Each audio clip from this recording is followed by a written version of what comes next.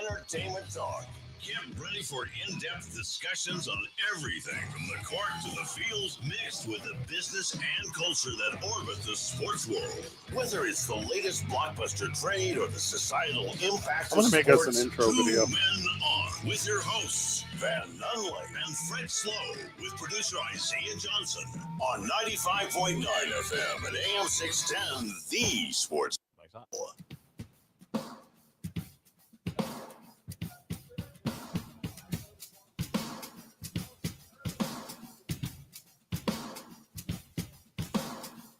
It's Tuesday, Albuquerque. You know what that means? That means Houston can't get a shot off in the final possession, and the Florida Gators are your 2025 national champions. Oh, man, that was hard to watch. As epic of a comeback as they had against Duke, it was an equally epic choke by the Houston Cougars. That was rough. It was 4 turnovers in the final 121. They had 3 in the entire first half. They did not have a scorer on the front end. Also, a guy who hasn't scored in a long time, Isaiah Johnson. Welcome to the program. Yeah, actually, I never got to score. It's okay. Are we doing in football? In football. Oh, okay. Okay. No strip sack return for a touchdown. Never got in the say? end zone, he said. No, only in my dreams. No Mike Vrabel-esque play call for put you? me in, coach. No 2-point conversion for you? Number 98. No Fridge Perry is now rush eligible. up the middle for you? Nothing like that? God, if Isaiah had the ball in his hands and he didn't immediately fall down, it would cooked. Yeah, cooked. I got yelled at. Unless it was an interception or something. His instincts would take over and he'd just tackle himself. Yeah. He goes, I did what was best. I saved the game. You're welcome. Good job. You're welcome. I played in one of those leagues where they you couldn't be a certain weight. You had like an NBC red stick. Oh yeah, helmet. baby leagues. So it's this guy can't carry the ball. So that would have been my chance. Also, not trying to carry the ball was the guard for Houston last night in the final possession. I don't know the rules, Van. You think he made the right decision in sucking. I think he should have touched it and see if the refs did or did not blow a whistle. Just tried it out. Do anything. Because no one else was going to help him. Oh, man. You know that moment, that 3-second moment that he threw the ball on the ground and watched it bounce twice before somebody else got their hands on it? Took a half an hour in his head. He's still actually thinking about it. That travel followed him the entire travel back from San Antonio to Houston. It'll travel with him the rest of his life. I think it would have been a double dribble, though, right? I don't know. Yeah. See, I tell you what, I think he could have dribbled it. I think because he did not have an establishing dribble, because there's not like a rule that tells you how many steps you can take while dribbling. You can dribble and do fast feet like you're doing NFL combine stuff and be perfectly fine. Or do you got to do some kind of diversion, right? Like you got to distract the ref, like point at something, and then the ref looks away. Then you grab your double dribble and take the final shot. But you had to at least try something instead of just standing there, like fall over and like elbow it to your teammate. Yeah, like anything. I slipped. Oh, man. Also, speaking of elbows, just drop one in the sternum of the dude on the opposing team next to you. Like worst case scenario, you get called for a flagrant, and then you can foul on the inbound. Do anything else. Also, here's a hot opinion. Florida is now the best all-around athletic school in college sports history. Wait till next year when Alabama dumps more and more and more money into their baseball and football programs, and they're the best at all three. How many basketball championships does Alabama have? I'll give you a second to think. You don't need it. Okay. I believe it's 0. Florida has all of them in basketball, has all of them in football. They win this thing all the time. They are, historically speaking, the greatest collegiate athletic program that has ever graced this earth. In the past 30 years. That's a lot. Yeah. Still a lot. Also, they had Tim Tebow, and so God's on their side, which is nice. I just want to – we're going to talk about the Masters, obviously, a lot later this week. Okay. That's the only time I consider God in sports. The Masters? Yeah. Divine intervention for the winner every year? Is that what you're talking about? I think golf God is a real God. Okay. I mean, you could just say Tiger Woods out loud. You could just say his name. Not 3 times, though. No, not. Not 3 times. He sits upon a throne. Mm-hmm. And when you go to the course, he blesses he blesses Mm-hmm. he blesserines your equipment. Hey, he blessed a lot of waitresses in the Midwest diner culture too. So there's that. Oh, you talking about Perkins? Uh-huh. Big Perkins guy. You been to Perkins? I have not been to Perkins. I have been to Perkins. I'm assuming it's just Waffle House for people who can't fight. It's more of an IHOP. Yeah. Denny's, Shoney's. Okay. Is Shoney's a thing here? Bennigan's? Bennigan's? Didn't they do breakfast too? Denny's? Perkins is one of those places that gives you a big amount. Like it gave you a big amount for a very good price. You can tell the food's made with love at Perkins. Aw. Okay. At least the one I went to. I mean, that was more heartfelt than a lot of stuff. Yeah. I would say at Perkins, I don't know if they do an unlimited pancake or anything of that nature, the way that you used to be able to get unlimited short stack at the IHOP, but eventually, and I remember this from when I was younger and heavier, they would, instead of bringing, it started with the 4 stack, the second one was a 3 stack, the next one was a 2 stack, and then they only brought you singles after that. And then you had to, like almost with shame, ask for another single over and over. And you had to finish the single before you got another single. Yeah, correct. You couldn't say like, all right, this bad boy's on my table. Bring me another one right now. Now, this is not exclusive to the IHOP. This is also true for the Olive Garden and the unlimited breadsticks. So they start with 8. A full basket. A full basket. Yeah.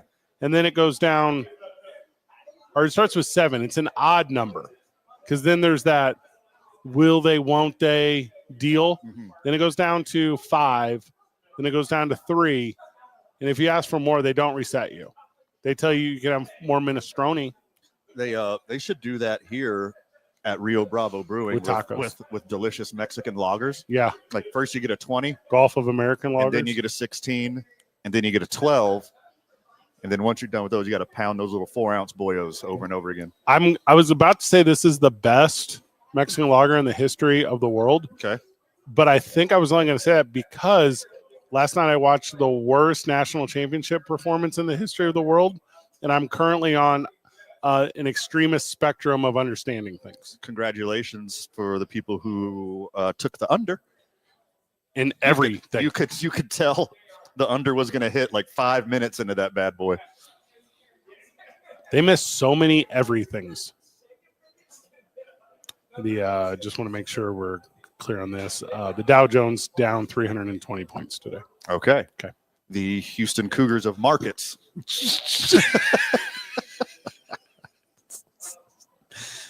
I said this would happen. I don't know if you recall. We could pull the tape. Yeah. I said Houston is a team that only knows how to play in the fast break. I thought you were talking about the Dow Jones. No, you're talking about Houston. Yes. Yeah. Okay.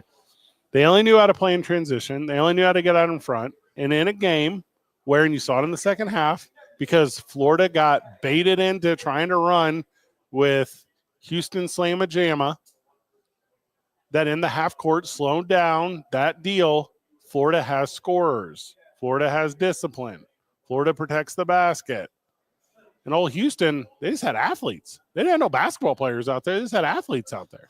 They played incredible defense in the first half. All those turnovers, Houston should have been up 20 at halftime. Yeah. And the end of the game, their failures towards the end wouldn't have mattered because they should have been up so much. They had like a 10-3 turnover advantage at one point, but they just kept bricking up awful 3-pointers and mid-range jumpers. It was hard. It was bad basketball. You're telling me in the final 20 seconds, if they did it on a jab step, fade away, pull away 3, that you'd have been more happy than the plan of 6 passing it to the 6th man? Yeah. What I needed more of was the back up to the goal left-handed hook shot from way too close. I needed another 20 or so of those from that guy. I didn't see too much. Did you guys see numbers on it? I didn't see any numbers on it yet. Are there ratings on it yet? because I don't think people watched it. I think the game was on too late. Specifically, what's that? The bar was definitely dead last night. Was not needed. I went in because it was expected to be busy, and then I was not needed as an extra security guard. So So you didn't go to Howie's, is what I heard. Yeah, that's all I heard. No. I was at work, and I was not needed. I should have went to Howie's. Well, so it was your most chill night in quite some time. Yeah. Also, there were tons of seats available at Howie's. Hey, aside from our table of friends of the show, when did the Natty become like Kirtland's signature Super Bowl Sunday? Because it seemed like everyone was having a house party. No one was at the office. Us and a ragtag crew were at Howie's having fun. Yeah, like all the friends of the show and then no one else. It wasn't like shoulder to shoulder like when we do Monday Night Football there. So I have the numbers here, and this according to Yahoo Sports. So I want to make sure I got this right. This came out, I'm going to give you 2 minutes ago. Okay. So it's like, technically breaking news. Yeah, instant ratings alert. 18.1 million. That's a ton of people. That's good. That's a lot of people. That is a lot. The Final Four, both games got around 16. So that's up from there. It's up 20. It's over 20% higher than it was last year with Purdue and UConn. Mm-hmm. And now that this thing is designed for Cinderella teams to no longer exist, and I've been saying this for years, forget Cinderella. I'm all about Gus Gus. And Gus Gus was that kid from McNeese. Okay. Miss you, boo. Not a Cinderella guy, I said. Yeah, gotcha. I'm understood. More of a Gus Gus. I'm more of a Bell guy. Scratch that. No, I'm more of a Jasmine guy. Today's I-9 Varsity, I-9 Varsity of Disney Princesses. Today's I-9 Varsity, the I-9 Varsity of Disney Princesses. We'll do that at 4:45. That's going to be a lot of fun. 18 million is a lot of people. Wherever they were watching. Worst finish ever. And it shouldn't have been, but I think this is like the standard now because there's no – when Cooper Flag's not in the national championship game, there's not like a guy, right? I think you're going to end up with a bunch of number ones forever. I think it's only ever going to be number one versus number one again. I mean, chalk will reign supreme forever from here on out. Yeah. Now, we told you this 2 years ago when NIL started. Yeah. Like the big dogs will buy everyone. Yeah. And with the 1 year free agency, the wild, wild west, that is the transfer portal and NIL, only the big dogs. Only. Yeah. No more 12s beat 5s. Chalk only. Chalk only. Yeah. Even though there was a 12/5 this year. Was there? But. Was that McNeese? I think the aforementioned McNeese. Yeah. Well, they had Gus Gus. I would know. Correct. Because you're a big Gus Gus I'm a big guy. I've been on Team Gus Gus for a long time. Hey, you know what they say about that Fred Slow? Yeah. Big Gus Gus guy. Yeah, all day. Everybody knows. Hey, why do you think I wear my shirt so tight? Yeah. Homage to Gus Gus. Yep. I don't wear a lot of red. I'm a Yago fan. Oh, Yago's the worst, dude. Yeah. It's one of the greatest characters in the history of Disney. They let Gilbert Gottfried be in the Disney Princess universe. Whatever producer made that decision is very fired. It's a weird character because no other characters in the movie interact with him. Like he talks, but no one ever responds to him. Well, Jafar does. Only Jafar. No, they're like non-secular like responses. Like it could just be. Oh, you think it's all in his head? That's what I'm saying. Oh man. So I think Iago is speaking bird. Adds another element to this movie very dark that I've never considered. He lives in a world of torment. Yeah. Where he shares his voice with so many. Not only does Jafar have some, power-driven madness. Yeah. He's also schizophrenic and talks to birds. Is that what you're saying? Yeah. If you go back, there's not a single exchange between the two where it's like dialogue to dialogue. Like no expletive is ever exchanged between the two. It's weird, dude. If anybody would cuss in the Disney universe, it'd be Jafar. Of all of them? Yeah. Directed directly at Iago. No, I'll tell you what it is. It would be Beast. In his situation? But he probably just, cussed to himself in the mirror because he's a kind man underneath. No, he was not a That kind man. That's how he rough became exterior. the beast. A lot of revisionist history here from old Van. When we get back from the break, live from Rio Bravo, there's a bunch of stuff going on in the world of sports. We're going to talk about Octavio Dotel. He played for your Houston Astros. He played for my St. Louis Cardinals, a part of our childhood, and a tragic end to his story and many others.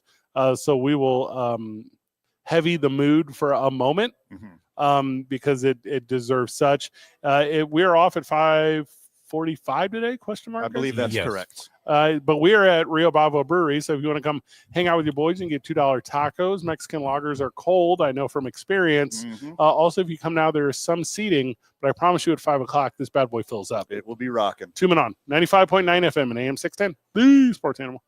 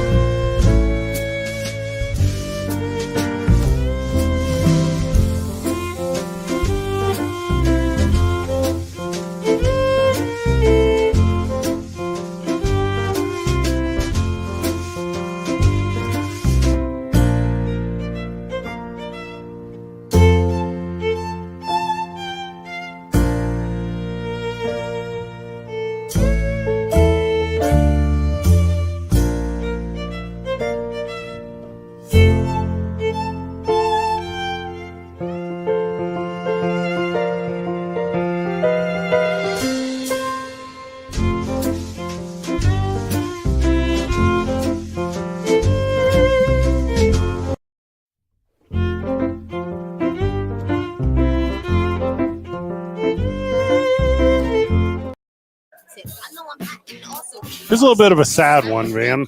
Very much a sad one. I don't know why I said a little bit. That was stupid.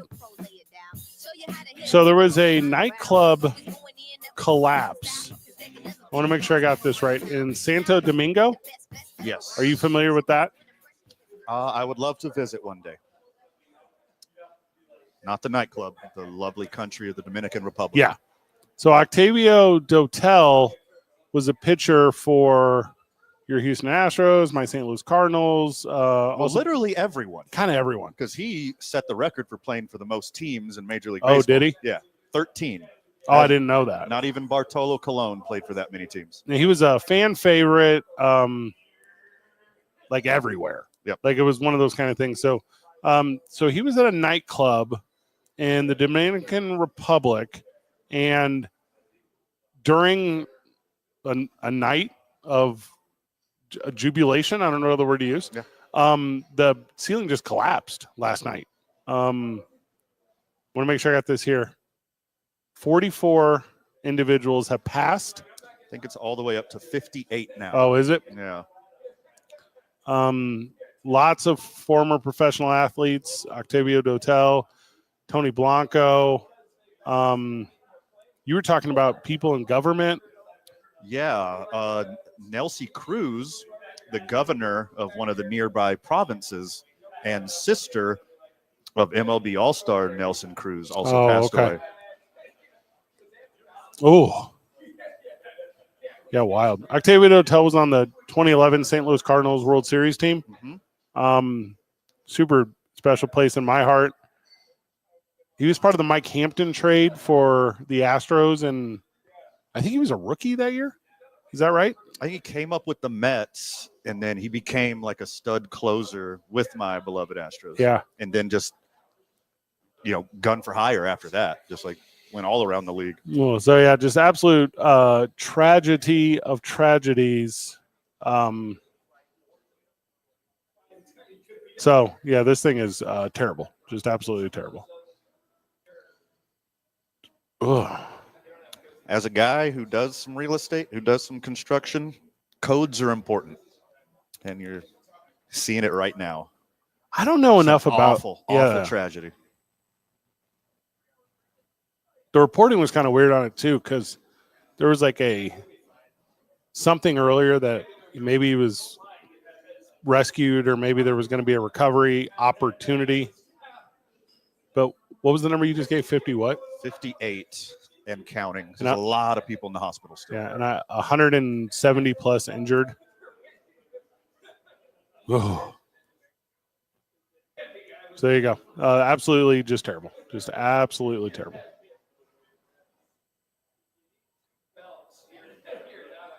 Honestly, it's hard to comment on. Yeah. Because we're talking about this topic because Major League Baseball players are involved. Yeah. But a lot more citizens were involved. That's a good point. And their families are hurting, and their friends are hurting, and everybody involved in this thing has just got to be in the worst spot right now in their entire lives. Yeah. Well, there's just so many like conflicting reports on this stuff too, where it's, because there are higher profile names, sources make an effort to put out information faster, quicker, right, whatever verbiage you want to use, right? And is that always trustworthy? It is not. Right. And like you said, maybe there would have been a rush to confusion if, there hadn't been some of the higher profile names. And, in the Dominican Republic, and I think this is known to the friends of the show, I don't think we're introducing anything novel here, but baseball players are their Hollywood celebrities.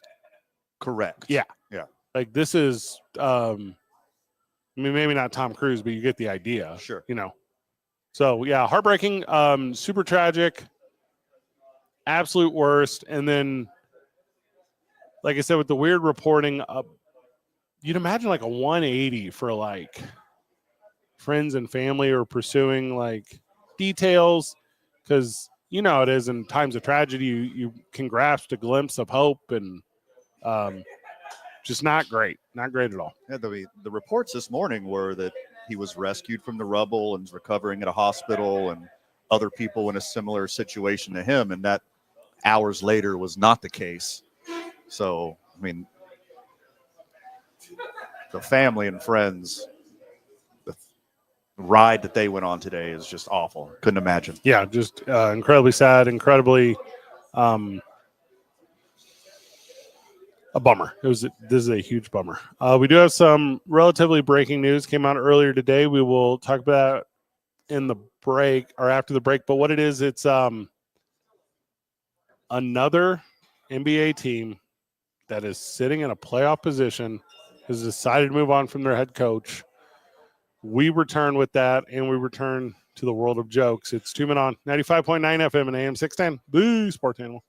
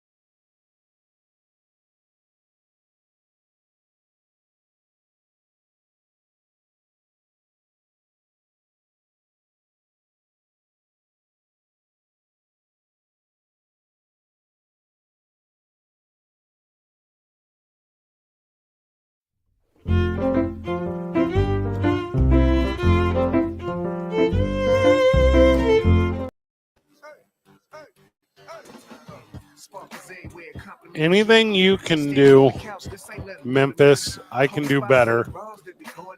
I can do anything better than you. Michael Malone will be coaching at the start of next season. Let's be very clear on that. The New York Knickerbockers. He could win games there. He's a New York guy. He'll end up in San Antonio. Dang. Big shoes. Yeah, big shoes. I mean, but he's won. He's less than 2 years since he hoisted the trophy with his team. Like, how do you fire the guy who's the best coach in your franchise's history, recently won a championship? It is wild. You want me to try to make rational Stan Kroenke? Is that what you're saying? You want me to make rational Stan Kroenke? You want me to make rational the guy who ruined millions and millions of football fans in the great state of Missouri and the Metro East area of Illinois? You want me? They got the Battle Hawks. Hey, You're slap. fine. The Battle Hawks slap. You're fine. You want me, Van? He definitely went to the head coach. No, you Fred me, Van. He definitely went to the head coach and the GM and said, you two figure it out, or you can both get out of here. And they said, I will smite my nose. They gone. This is more of a president of basketball operations problem, not a coach problem. You don't got any help for the best player on the planet. Hey, man, help the guy out. Jokic shouldn't need to average a triple-double. Jokic shouldn't need to be top 3 in every statistical category for the first time in the history of the NBA. Literally no one's ever done it. He's doing it this year because there's no other choice except for him to take over every single basketball game because he has no help. Who's the second best player on Denver? Jokic. I mean, he's the first, second, and third best player. It's an easy answer is Jamal Murray. Jamal Murray's hurt. Yeah, he hurt. With Jamal Murray gone, they got a bunch of humps. They got a bunch of sixth men. Yeah. I guess they're sitting in 4th in the playoff picture, and they're not playing tonight, are they? Isaiah, can you look that up? I don't think they're playing tonight. They're not playing tonight. But I think with the way it kind of looks with tiebreakers and the way that everyone's coming, I guess they're probably going to actually be like the 7th or the 8th if it goes the way you think it will. They play tomorrow. Okay. Against the Kings? Yeah, they'll probably lose. The Kings just probably beat lose. the Cavs pretty bad. Oh, the other team that Michael Malone turned around and got fired, those Kings? What beautiful timing. Beat them all. Damn. I mean, he gone. Keep getting paid. But it's today the 8th or the 9th. Like, it's awful late season here, y'all. Is this like an X's and O's thing, or because he couldn't control the Jokic brothers? Is the other one on the team? No. He's just like They're around, in the crowd. right? They're in the crowd every night in their Adidas tracksuits, scaring everybody, scaring all the season ticket holders. They have hand tattoos. Yeah. Like, hand tattoos intimidate me unless your profession is tattoo artist, they don't. Or if your profession is barber. If you're one of those two things, I probably think you're actually pretty soft. But if you're anything else, I don't think you're soft at all. I've never seen their knees, but I'm assuming they have turtle shells. They have stars on top of them. Okay, that's a good one too. Yeah. It's a sign of the Russian mafia. Is that real? Yes, it is. How do you know that? I know a lot of weird stuff, Fred. We're not stopping at Russian mafia facts. So now my Yagu thing doesn't seem that weird to you. Not at all. No, it does not. So Memphis doesn't have a coach, right? Denver doesn't have a coach. Both these teams could play each other in the playoffs? Could happen. Could happen. Got thrown out there. I mean, Jokic can probably player coach like Pete Rose. Why not? Step in there, dude. I don't know the players could feel about this anyway. Nobody practices this late in the season.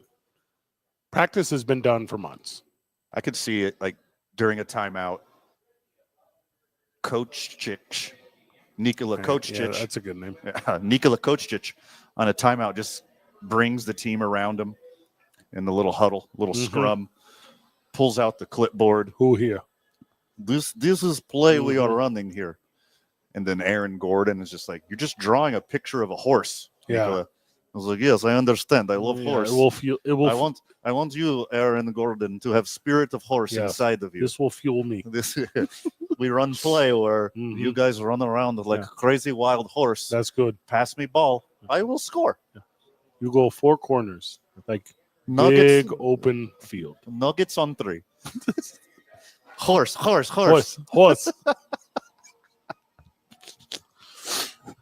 No longer is Mike Malone here. He pony. He gone. Out to pasture. He is all Malone by himself. That's what he says. That's what he says. Everyone, to the plane. We leave now. They're like, no, we leave now. I no longer. Like, okay. Like, as of today, I am also most valuable coach in league. Yeah. You're welcome. I'm like, have you heard of famous gambler and baseball player Peter Rose? I beat him now. He's from Big Red Machine. I also am Machine. Yeah. There's also teams like the Bucks who still have Doc Rivers, and they're like, What's going on? We do not want to have Doc Rivers right now. I guess he got kicked out of a meeting. Like a front office meeting. Yeah. Winningest coach in franchise history after being hired in 2015. He was there 10 years. What chip was it? 23? It had to be 23. Yeah, 2 years ago. This dude stays getting fired after doing good jobs. Also, he'll get another one. Yeah. Teams will line up. This is a classic. He said in the wrong meeting, what are you going to do? Fire me? Like, actually, that's why we're here today. Yeah, crazy he said that. Cool, Michael. Now, I don't know the rules on any of this, so I'm just going to wildly speculate, but hear me out. Okay, I'm into this. The Grizzlies hire him tomorrow. God, that'd be fantastic. Yep. Not today. Yeah. Let him get his things in order. I wanted to use the Russian accent to tell him to get his things in order, Okay. but that didn't really apply to Memphis. Not so much. No. Yeah. Memphis does have shooters. Pew, pew. There's like an unwritten decorum, too, about this thing. Like, there's ways you're supposed to do it. Mm-hmm. How many games have they lost in a row? I really don't know the answer to this. It's some. Not enough to fire a championship-winning coach right before the playoffs. He's a franchise coach. The next team that ends up with him will be fine. Mm-hmm. It's the Knicks. Like, come home. It's not a smart decision. I do understand getting rid of GMs. I can give you an example in Dallas. Like, there are times when you should move on from one. Yeah, at least they're going to wait to the offseason to fire Nico. They're not going to do it when the public eye's all the way on them. You end up in a tough spot as a coach, too, where it's like, especially at this level, where it's GM and coach. By the way, I think you should be both, no matter what. Because if you go to your GM and you're like, hey, give me better players. And they're like, nah, you're like at the top of it. We're going to host playoff games. How about you coach better? Yeah. And then say you are a good coach and you coach better and you win games. Now the GM's right. Like, that sucks. You know, if you coach bad, you get fired. That sucks. Not in this situation. I guess not in this situation. Not a smart decision.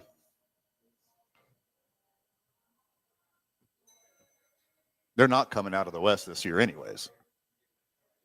So if you don't have the confidence in your coach going forward in the future, pull the plug. Yeah. There's other guys. It had to be super bad also because it's like you're basically saying that right before the playoffs, Yeah. although the Nuggets did lose 4 straight, it's like Is that what it was? you're saying 4?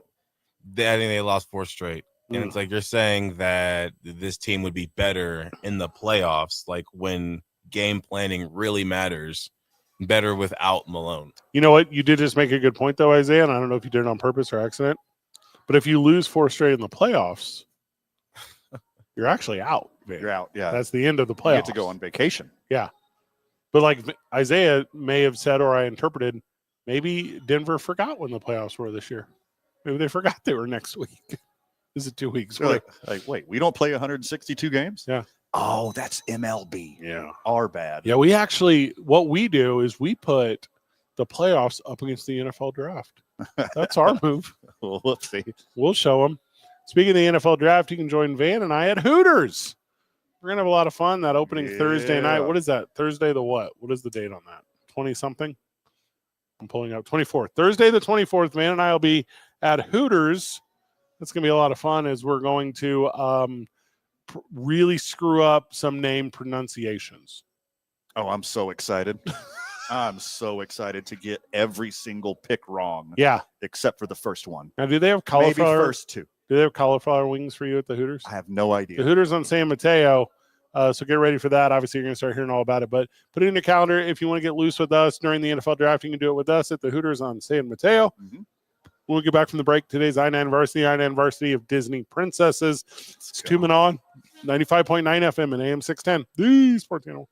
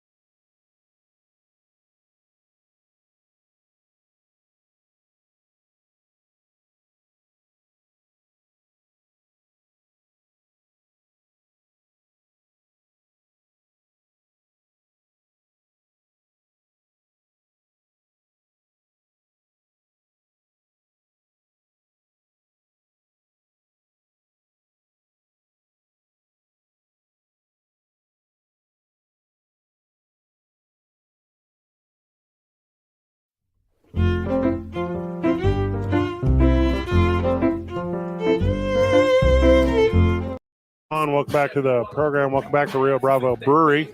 We're here today. Albuquerque Duke Store tomorrow. Sadie's on 4th on Thursday. We going to the Y on Friday or no? I would like to go to the Y. Let's go to the Y on Friday. Got some fun guests this week. Trista Tapia is going to join us on Friday. That's going to be fun. Yeah, there's a lot going on in the world of combat sports, including the rumor of the canceled, not canceled boxing event at the Pit this weekend. This thing's wild. You got updates on that, Isaiah? You got anything on that? No, it's out there right now. I think it's up in the air right now, but it's leaning a certain way. Yeah, the Journal reported on it a certain way. The rumor mill is saying a thing. Tickets were still available when we looked last night, so I don't know, but we'll figure it out.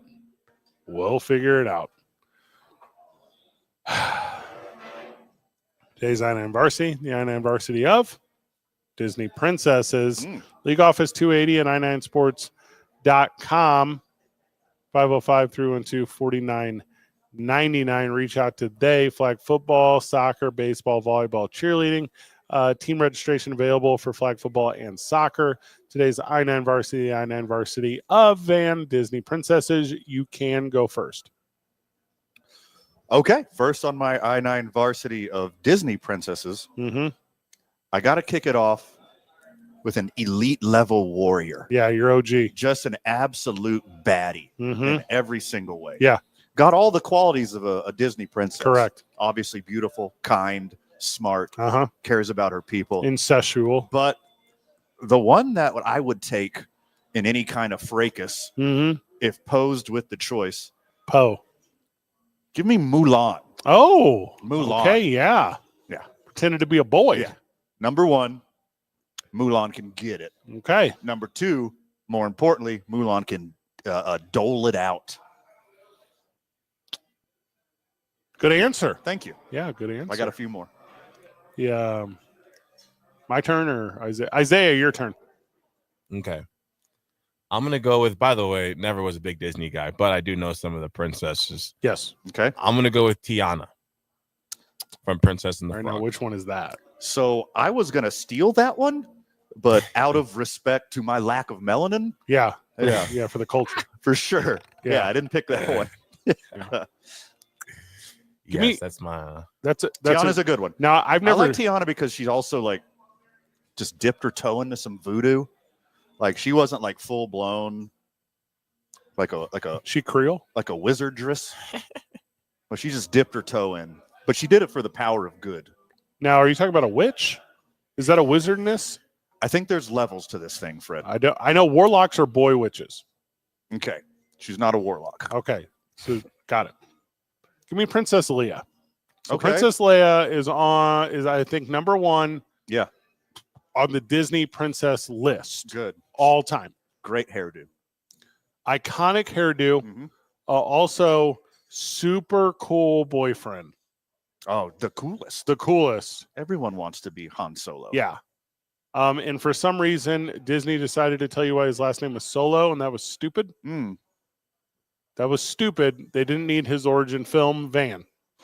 Okay. I like that answer. Yeah. She wasn't always a Disney princess, What are you talking about? but she is now for sure after the big buyout. Yeah. Leah Organa is a Disney princess. She's full-fledged. She is now. Fully fledged. Not always. Okay. Okay. I'm going to go with She's tough. next on my I-9 Varsity of Resourceful. Disney princesses. I'm going to go with like as far as, murdering Mongols go. Yeah. Okay. The exact polar opposite of Okay. Mulan. Yeah. She just liked a nice hammock Okay. with a nice book Okay. on a nice day. Give me Belle. Oh, that's bottom tier. Belle. So Belle is bottom tier. I have a child, a young woman, and it was very prideful that she reads a lot of books, Okay. which we also read a lot together. Ugh. And using the standard of Belle, really into that vibe. All right. Give me Belle next on my I-9 Varsity of Disney princesses. She's the worst one. So real quick, Van, did you guys like trade trade turns, like reading the pages out loud, or like you just both had the same copy of the That's a book? good or question. We did a little bit of each. So younger, obviously, I'd read to her. Then when she, when she had the chops, which was very young, we do tradesies. Yeah, we go page for page. Nice. And then when she was very young, she got significantly smarter than me. And then we would just like read next to each other. And her books were like about astrophysics, and I was still reading her children's books. That is very, very cool. Yeah. I'm gonna go with, for mine, Princess Jasmine from Aladdin. Yeah, Fox. Fox. That was going to be my cleanup hitter. Good job. Princess Jasmine from Aladdin. She also I like Jasmine because her life had, like Tiana had a little sprinkle of voodoo in her life. Jasmine had a little sprinkle of crime.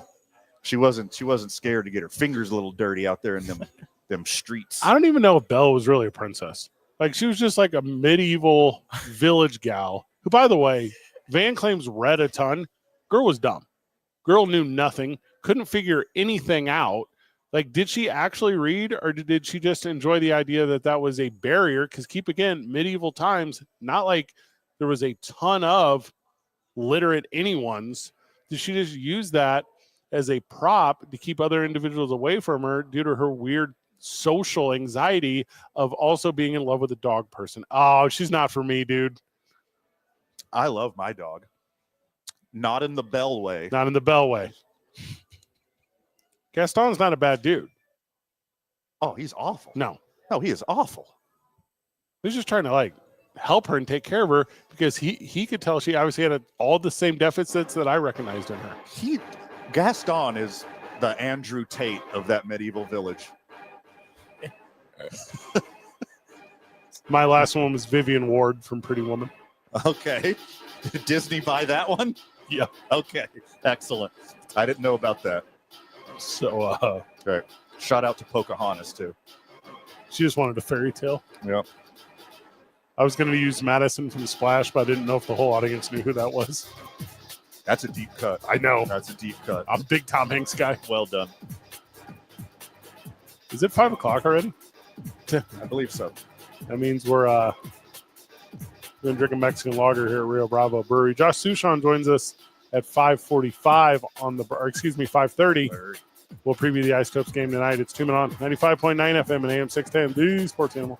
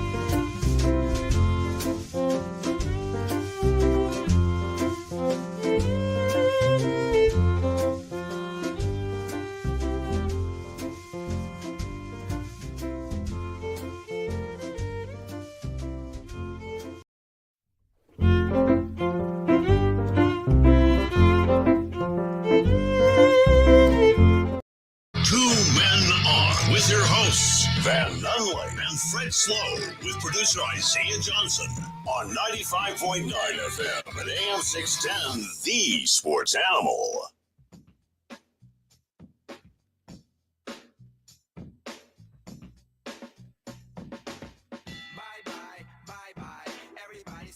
Welcome back to Two Men On.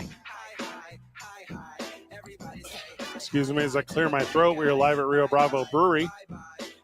$2 tacos today. Come hang out with your boys if you want to hang out with your boys. We're on until 5:45. Josh Ushan joins us at 5:30. College basketball national championship was last night. The Florida Gators are that. Congratulations to they.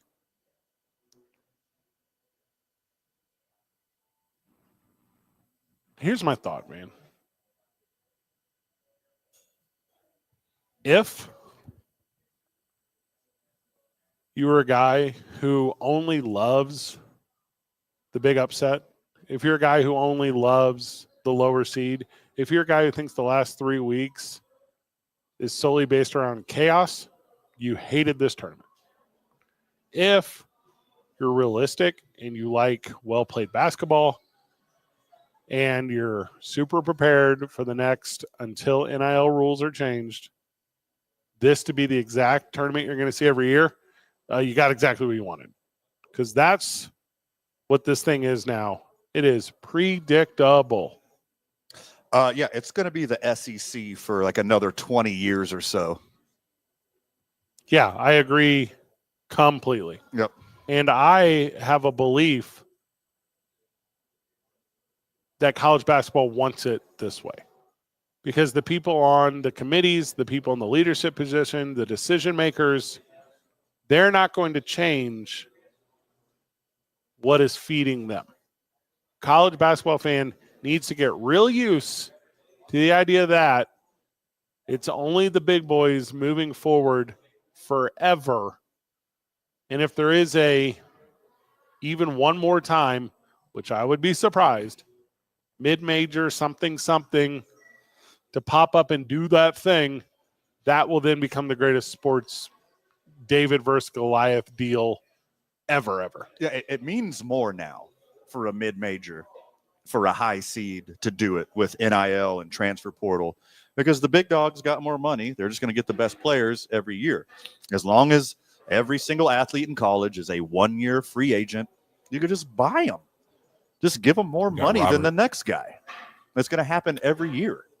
And also, like, I see happening in college basketball, the same thing that's going to happen in college football, where you got your Power 4, maybe Power 5, have their own league.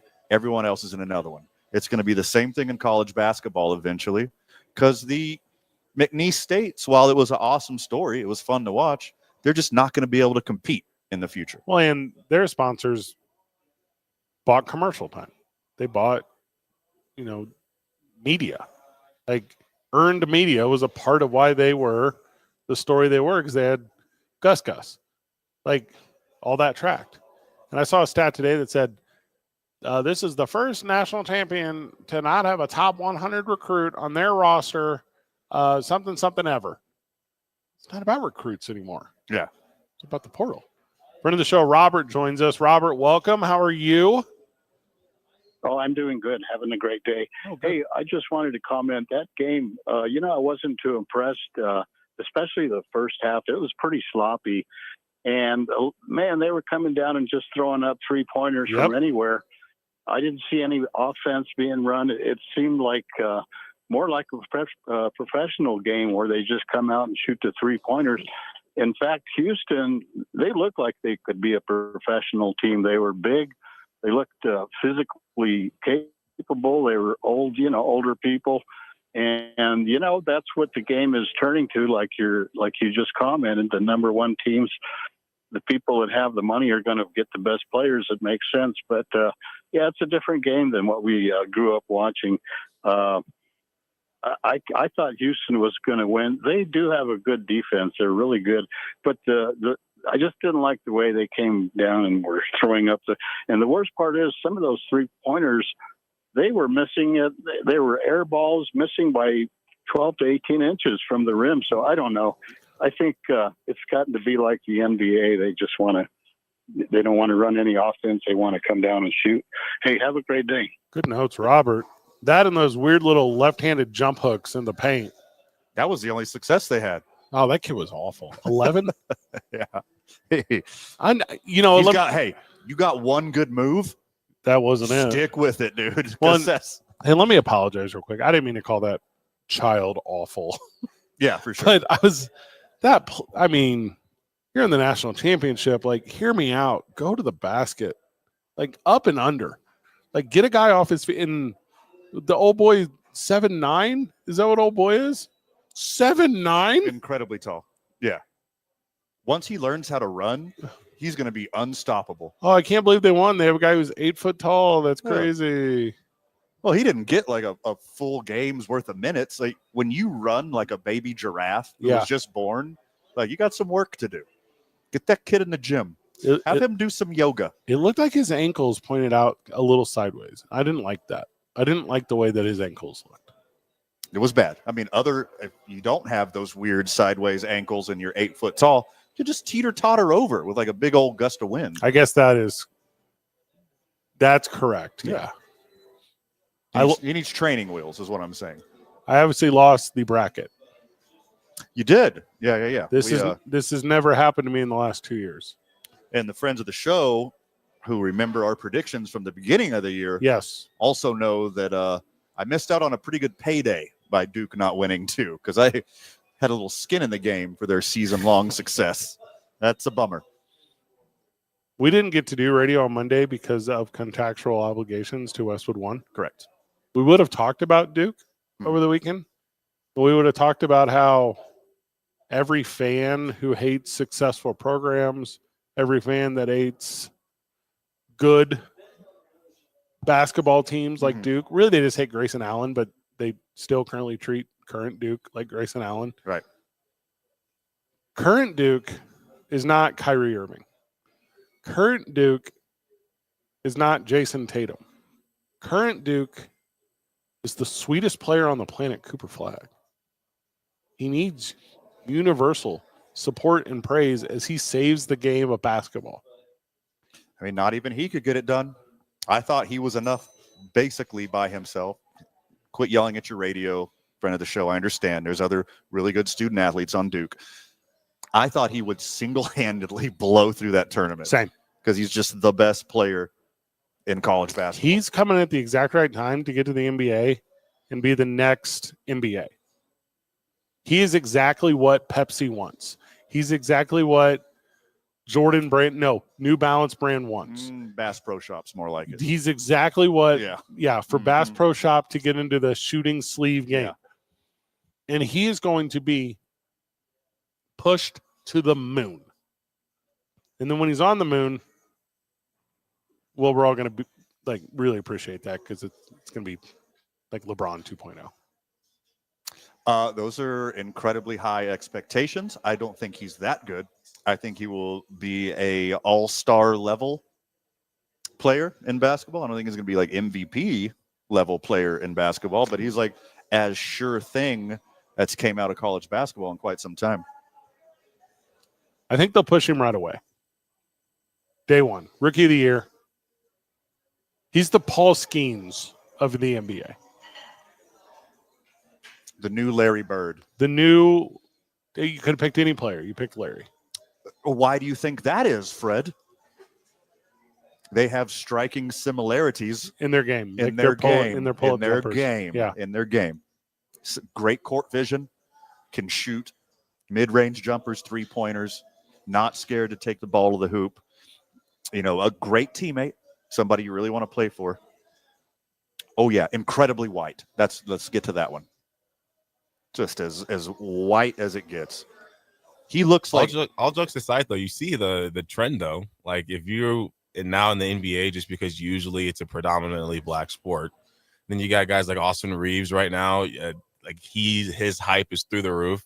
I hate to say, like, he's getting an Eminem treatment that people consider Eminem got, even though I don't think he got that. But I think, like, he's actually that guy. Ever since he did that to the Olympic team last year, I've been like, that guy is obviously Cooper Flagg? Yeah, and then Olympic scrimmage, he now- like dominated the Olympics. Is that a real thing? Because I thought that was just part of the lore. I believe so. Is there it a was video part- of I it? lean towards Yeah. that. There is a video? Yeah, that scrimmage. Oh, I need to see that. Yeah, it was pretty bad. It was a 1-point game. It took a game winner. I told you on this very program months ago when we were talking about how awful the NBA ratings were at the beginning of the season. It's because there's no Larry Bird. It's because there's no white American superstar. And Cooper Flagg is going to be forced. He's going to be thrust upon his shoulders to fill that role. The kid in because LA. as subvertly, secretly, or racist as America is, they're the same thing with xenophobia. Yeah. Like they want to root for a European player. Like they Yeah. need their new Larry Bird. And then Cooper Flagg is going to have to be Larry Bird. If he's not Larry Bird, it's going to be considered a failure. You got like Jokic, like he loves his horses, does not shy away from it. Luka has a super strong accent. I feel like Dirk kind of was like he got the American pass. Like I feel like everyone still loved Dirk, but maybe because of Dirk, it's why it's harder for a guy like Jokic to get that type of love. Like there might be only one Dirk, but he was one. I got some numbers here from 538. Are you ready? Sure. 75% African American, 19% white, but that obviously could include European. Okay, that's okay, including European. Yeah. All right. And then everything else is kind of Latino and then whatever. Yeah. Head coaches, are you ready for this? Almost 60% white, 40% African American, some Latino. Really? Yeah. And then majority owners, 98% white. League office, 65% white. And then African American is about 19% on that. And then a lot of Asians in the front office of teams, analytics or something. I have no idea. Got Vince on the line. Kind of weird how this thing's like worked out this way, though. Joining us in the program friend of the show, Vince. Vince, welcome. Hey guys, I don't think it's so much that the league is missing great white hope and the second coming of Larry Bird. I think it's just a garbage game now. It's a 3-point shooting game. There's no more big men. Yeah. Hardly any defense is played. When you compare, and I'm not trying to be that old man, but when you compare the game today, and you look at it even back in the 90s when Jordan was playing and the NBA was an all-time high, it's just a different game now. And I think people that have grown up with basketball have kind of just ventured away from it because it's really just it's a game of horse now. It's a long shot. That's really what it is. Well, it's long shot, long rebound, outlet. I mean, that's every possession. Yeah, when you got a guy that's not even in the league wins the slam dunk competition for the last 3 years, kind of tells you what your product is. That's a good note. This is a good call, Vince. If I were to put together the squad, I just pulled up Jokic, number 1. Doncic. Thank you. Number 2. Uh-huh. I don't know who number 3 is. Wagner? Giannis. Sabonis? Sabonis is up there. I'm going white guys. Oh, we're doing that. Yeah. Oh, okay. All right. It's going to be a short list. I also disagree with Vince's. I a couple months ago I agreed, but like right now in the Western Conference, I believe there's 4 or 5 teams that all have the same amount of losses. I don't know if there's ever been a year where I watched NBA and it was this competitive. It's tight. Like the game may not be I understand the product point, but like I don't know if I've either been educated or the league has gotten more intense over the past couple months. But like when I'm watching the games, or because my Lakers are doing good, but when I'm watching the games, it feels competitive. I've even seen the other day, the Lakers just held the Thunder, who's the best team in the league, under 100 points. And I feel like a couple months ago, you'd never see a game when teams are scoring under 100. The Rockets just held Steph Curry to 3 points. Yeah. Well, you guys are saying the thing that happens every year, though, which is after the All-Star game, it's so much better. Like there's that super boring before Christmas, does not matter, can't save it with the play-in tournament. The NFL is on. You're not going to be able to get anything. Mm-hmm. Christmas used to be their thing. The NFL stole it. It's not even their thing anymore. No. They kind of have New Year's. Kind of. Yeah. And then that basketball is okay because then you get your all-stars from it. And then after the all-star game, you get very good basketball up until the playoffs where you get teams that completely change the way they play the game, like Vince was saying, where it's no longer, spray threes the whole time. It's go inside and work possessions. And look for a guy like Sabonis to have an inside presence when the games are that. Yeah, we've talked about it a lot on this program. I don't feel like somebody in some NBA front office can call me a liar. I don't feel that the defense is any different. I don't think they're not playing defense. I think they try just as hard on defense. I think they play just as rough as they do in the 80s and 90s when a lot of people think it was the heyday of the NBA. I think it's just the officials are being guided by the league, and it's top down from Adam Silver. It's officiated different, so it's played different. Like if there was no defense, there would be no Rudy Gobert. Like Rudy Gobert doesn't do a lot for your team on offense, but he's a shutdown defensive player. Like you wouldn't have enforcers anymore. We still have enforcers. Draymond Green is still relevant. Dylan Brooks is still relevant. Fill in the tough player here. That still exists in the game. But the way it's officiated, the way it's being guided is wildly different to me. And another thing I feel like I've picked up on as I watch, it's very easy to like look at the stat sheet and you see 40, 53s being put up, and yeah, that sucks. But there are some teams who the art in the game now is seeing them draw up the plays and run the plays to get the open shots, seeing the scheme to get open threes. I think a big reason why threes weren't being shot as much in the past is because it wasn't the vibe of the league. So therefore coaches weren't drawing up plays for threes to be shot more, rather than guys just walking up and like, oh, I want to shoot, so I'm going to shoot. It's like, no, the JJ Redick, I heard him say, I want to shoot this many threes in the first half. I have it right here. This season, NBA games are averaging 37.5 three-point attempts. Last year, 35, 34 before that, 35, 34, 34, 32, 29, 27, 24, 22, 21, 20, 18, 18, 18, 18, 18, 18, 16, 16, all the way back to 05. Every team in the league this year, this is a fun fact, every team in the league this year averages more threes attempted than the first season of the Splash Brothers. When people thought it was ridiculous how many threes Steph and Clay shot, when people thought that was ridiculous, every team in the NBA does that now. The three-pointer came in whenever Magic and Bird came in. It's like the exact same thing. Mm-hmm. In teams, I have it right here, 2.8 three-pointers a game. Dang. That's why Steve Kerr has the highest percentage of three-pointers in the history of the NBA, because he shot 3 wide-open threes a game, and he nailed them. That's it. Also, the three-pointer, I get it, NBA fan or ex-NBA fan. It gets boring. It gets boring. Just seeing those guys chuck up 3 after 3 after 3. But in my adult lifetime, there's never been a better basketball moment than the gold medal game last Olympics. Steph Curry doing that heat check and nailing those threes at the end of the game. That's like the most magical moment in basketball to me, and that was all from the three-point line. And 2004 when Derek Fisher hit that sweet 3 against the Spurs. That too. 2 men on 95.9 FM and AM 610. Boo! Sports Animal.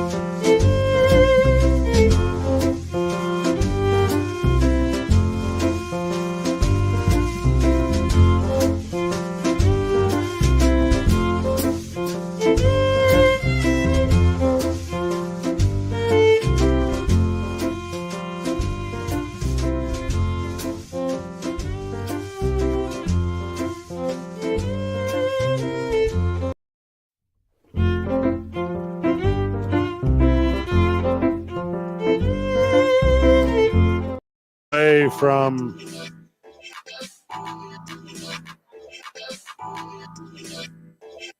handful of minutes away from Josh Sushan joining us on the program. I just got a breaking news text. My goodness.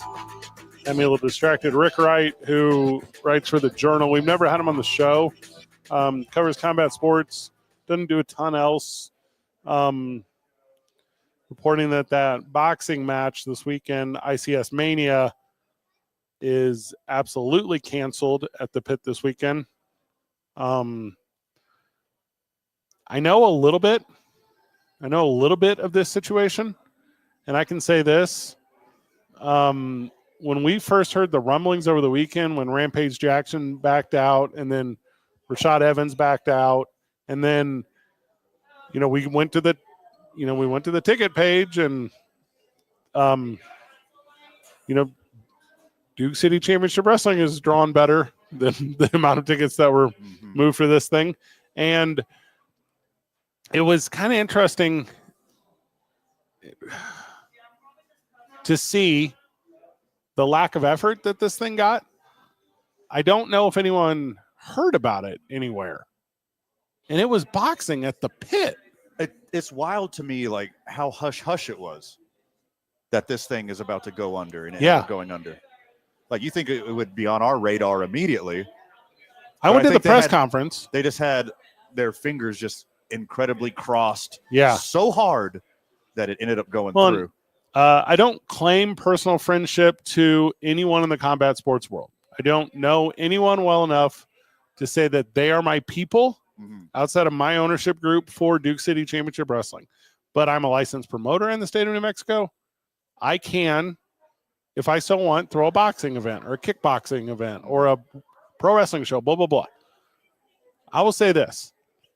If you are not regularly putting your product in front of the eyes of your consumer, number one, no one's going to consume it. And with something that should have been so innovative as this, which is boxing between Rampage Jackson and Rashad Evans. A big deal. A huge deal. And a genius idea. Well, the truth will come out about this. We will definitely give it to you when we have it. Also, Teresa Tapia will join us on Friday. Talk to her today. And again, I know her professionally. Like, I would not tell you she is my friend. I've never broke bread with her. But I know for a lot of years, she's the boxing world. Yeah. So updates to come on that. But you will not be watching pro exhibition boxing this weekend at the pit, according to Rick Wright. Yep. If you already bought tickets, your Saturday is free. What do you want to do? I'm sure a lot of other stuff's going on. You could join me at the Rio Grande Down Syndrome Network gala this weekend. What a great idea. Over at the Sheraton. I'm hosting Denim and Diamonds. You should do that. We raised so much money last year. Hold on. It's been a year. Yeah. Hi and hello and welcome. I'm so old. We had the Boys and Girls Club Gala this past weekend. I know the number. I'm going to mouth it to you real quick, and you react to it, okay? I'm not going to say the number out loud. That is such a large number. It's a huge number. That's a huge number. That's going to help so many kids. Yeah. Let's go. Also, still not enough. Josh Sushan joins us at 100% true. Josh Sushan joins us after the break. It's 2 Men On 95.9 FM and AM 610. The Sports Animal.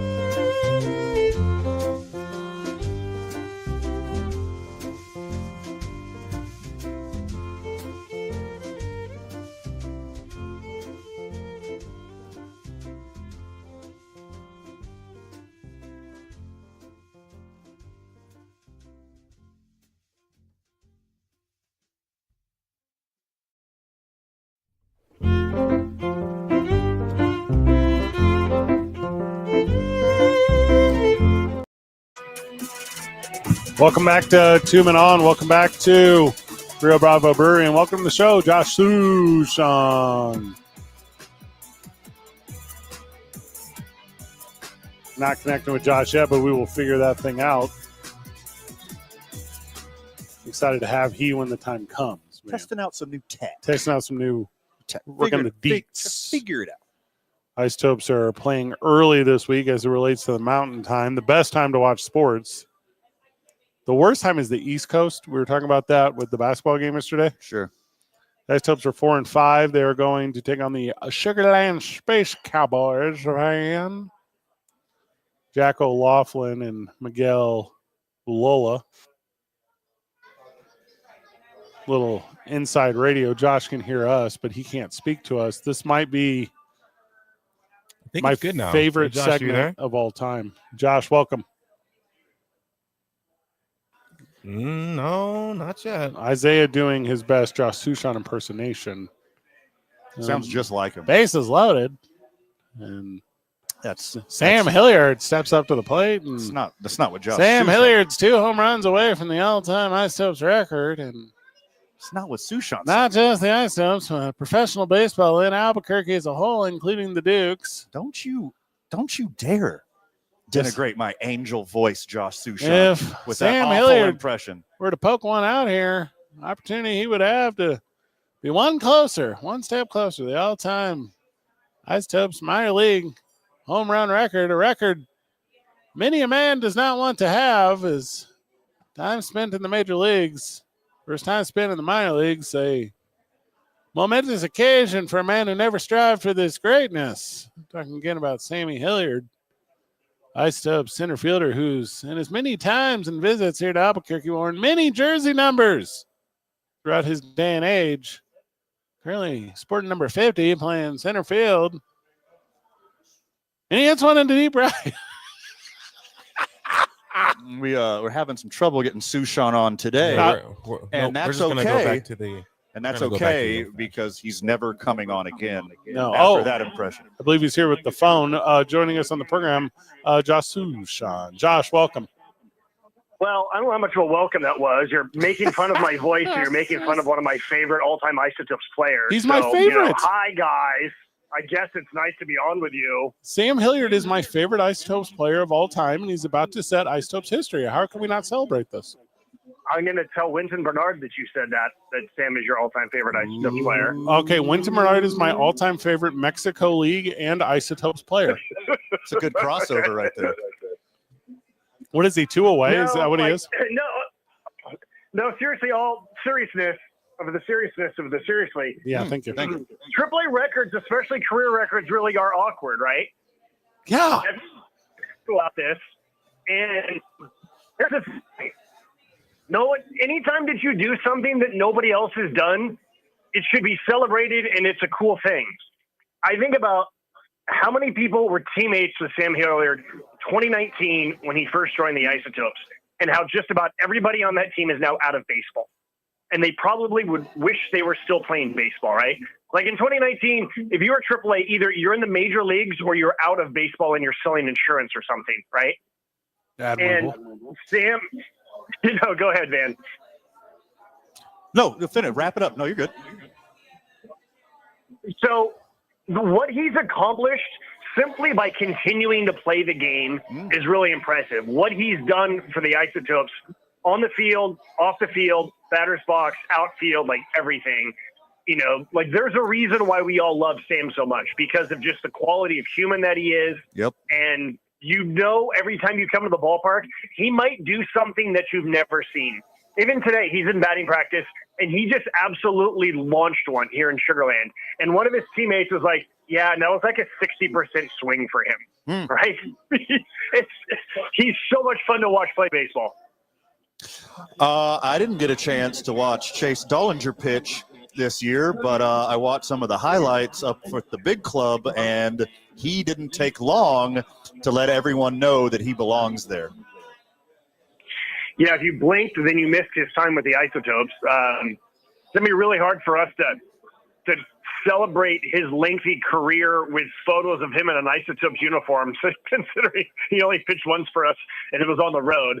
I kind of had a feeling that he wasn't going to be with us very long. I thought that he'd get at least one start in Albuquerque, but injuries happen, and you got to make quick decisions. And he was extremely close to making the Rockies out of spring training.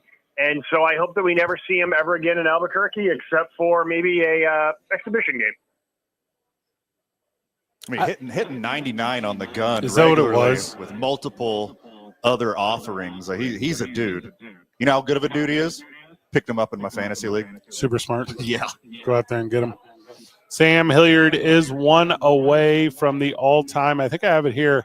It's 79 home runs, and they will tie Mike Bush, who I believe was a Duke. You can correct me if I'm wrong, Josh.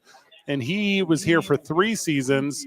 Obviously, Sam has been here over the course of 5 now, but one blast away from that big tie. Do you think he'll do it on the road this series? He's certainly got the potential to do it. I mean, I feel like Sam was always going to hit a home run every time he's in the batter's box. And I know that's not fair because no one can do that, but he just has that type of power. Tough place to hit home runs here in Sugar Land, no doubt about that. You were correct about Mike Bush, played for the Dukes in the mid-'90s. And here's an example of a guy who played first base and third base. And there was a dude named Adrian Beltre blocking his path at third base and a dude named Eric Karros blocking his path at first base. Right? So you're Mike Bush and you're like, man, what do I have to do to get called up? He briefly got called up, but he didn't stay very long, and he didn't get many at-bats when he was there. And that's one of the other things that just makes it not just so hard to get to the major leagues, but how hard to stay, because these other dudes are not getting called up to a higher level. Like, once you're the majors, it doesn't even guarantee that you're going to play once you get to the major leagues. Just ask Jordan Beck. Well, that's a good note, too, because there have been just some standout AAA dudes that go to that next level and just can't become regular contributors. And we're talking about 2 different stories here. We're talking about like the phenom pitcher going up before he even makes a AAA debut, throwing gas, like hurling BBs. We're talking to a guy like Sam Hilliard, who's been here now since 2019, as Josh pointed out, has been up and down the whole time, but has also contributed at the major league level. It just kind of shows you just like hair thin the line is from one level of play to the other level of play. Do you have a personal favorite, Josh, as far as a player who maybe mimics that kind of story that Sam has had? Do you have a player that has just been kind of two-weighing his whole career? Oh, man, that's a really good question. I wish I could give you like a rock-solid guy like right now immediately. But, I mean, there's been a bunch of those guys. And, look, in my opinion, and in the opinion of the scouts who I talked to, there has never been a larger gap between AAA and the major leagues than there is right now. Oh, yeah. And there's a variety of reasons for that, which we can get into if you want. But because of that, it's that much harder when you do get called up to make an impact. It's hard when you're used to playing every single day in the minor leagues, and then you go up to the major leagues, and you might play once or twice a week, and now you're facing the best pitchers on the planet. Oh, by the way, pitching totally dominates Major League Baseball these days. Every guy in the bullpen comes in throwing hard with nasty sliders and splitters and gyros and sweepers and everything, change-ups and everything else. So it's never been harder to hit. And so, and then you start bouncing around different organizations. I can understand how it can be really frustrating for so many different players. I mean, there's a guy here for Sugar Land, Shea Whitcomb, who's demolished the Isotopes over the years. And I like filling out my scorebook today. I'm like, how is Shea Whitcomb back here at AAA? You look at his numbers in the big leagues and you go, oh, okay, so that's why he's back here. It's just really, really difficult, guys. I don't know if I have a favorite Van all-time like quadruple A player. Right. But there are a couple names that you can kind of like jump on where I think Sam Hilliard might be at the top, but a guy like a Charlie Manuel or a guy who like was able to just kind of go up and down and always impact wherever. And then at the end of it, you're like, oh, this is good baseball he played no matter where he was at. Sometimes stopgaps in front of you. All right, Josh, give us a preview of the game tonight. Tell us what to get excited about and tell us where everyone can catch it. Well, number one thing to get excited about we've been previewing, and that is Sam Hilliard on the doorstep of another home run record. I like continuing to see like these new guys to AAA. Adiel Amador, Stud. Ryan Ritter, Braxton Fulford, Sterling Thompson. This is like the next wave of guys who we've been hearing about last 2 or 3 years. The Rockies personnel would always say to me and others, we're winning at low A, we're winning at high A, we're winning at double A. These guys are used to winning. You know, they've admitted it's been a struggle to win at AAA, and they want to, and they're trying. And so now you got a bunch of guys who have been successful in the lower levels of the minors, and now they're AAA. Now they're getting their feet wet, and we see the talent, and we also see some mistakes. It's part of the game. And I'm excited that we are here in April. I'm pretty sure this is the first time that we've been to Sugar Land in April. It's not 105 degrees with 75% humidity. Nice. So it's good weather. And, yeah, it's always tough to hit at sea level when you come from 5,200 feet. But it's a really good week for the pitchers to do their thing. Sush, I'm assuming it's Pilo, but who's on the pregame? Yes, Pilo. And we talked about a lot of the same guys. Zach Bean, Chase Dolander, Jordan Beck. I mean, those are the stories, right? It's who's gotten called up, who's got sent back down, and what does it all mean in the big picture, right? Like I saw Jordan Beck today, and I asked him, I was like, hey, how you doing? He's like, you know, been better, been worse. And that's about how you feel when you're a guy like Jordan Beck, right? Yeah. Jordan's not in the lineup today. You know, I'll never forget talking to Ryan McMahon. Here's a great example. Ryan McMahon went back and forth, 3, maybe 4 times before he finally stuck. And I'll never forget, whenever he came back, Ryan told me he gave himself 24 hours to feel sorry for himself, and then he got back to work. And I remember he also told me that if I'm a diva, Jordan Patterson is going to beat my butt, right? Because, you know, that was his boy who would put him in, you know, that's what veterans at AAA do. Say, no, we don't want your diva. Just get back to work. So, you know, again, Jordan Beck's not in the lineup today, but I think the first week back in the minors, when you've been in the big leagues for a while, becomes a crucial week. And so Jordan gets a day to kind of process it. He wants to feel sorry for himself, okay? And it's time to get to work tomorrow. 1 week under your belt at home, 1 week under your belt on the road. You're in midseason form, my friend. Broadcast night is going to be great. The only little on-field question I had was I went to the game on Sunday. Castillo from the mound, Diego Castillo, is he a legit talent out there? I thought he was in control when he came in late. I think he only went 1 inning, but I watched him. I go, oh, that's a guy that's going to throw in the major leagues. Diego Castillo, is that you're referring to? The big dude? Yeah. He was throwing like 97? Yeah, and he was huge. Yeah. He's really good, and he's been in the big leagues quite a bit. I think he was pitching for the Rays when they were in the World Series not that long ago. He's got a bunch of major league service time. He throws really hard. It was his season debut. I think he might have gotten banged up at the end of spring training, and I think – you know, we're talking about another guy who's been in the big leagues, pitched in the postseason, now back at AAA, and you're hoping that he brings the right attitude, that he can be a role model for the younger guys that are down there in that bullpen. And, you know, that's the thing about baseball is that 1 year you're the up-and-coming guy, you know, that everyone's talking about. You blink a couple years later, now you're like the veteran guy at AAA, and you're expected to do veteran things, you know? No, absolutely on that. The broadcast immediately following us tonight, it is the pregame with Pilo. Josh, thank you for taking the time, brother. No problem, guys. Thanks, Sush. Isaiah Johnson back at the studio. Lakers play in about 15 minutes, so tune in for Lakers Thunder, the repeat. Ooh. Promo code KNML on Price Picks. Make it interesting. Just go do that. Have some fun with it. Van, final words? Oh, my goodness. Too much for the time allotted, my friend. Anything we didn't cover, make sure you check out tomorrow morning on the opening drive with Jeff and JJ. Good job, everyone. Keep breathing. See you at the Duke store tomorrow, porque...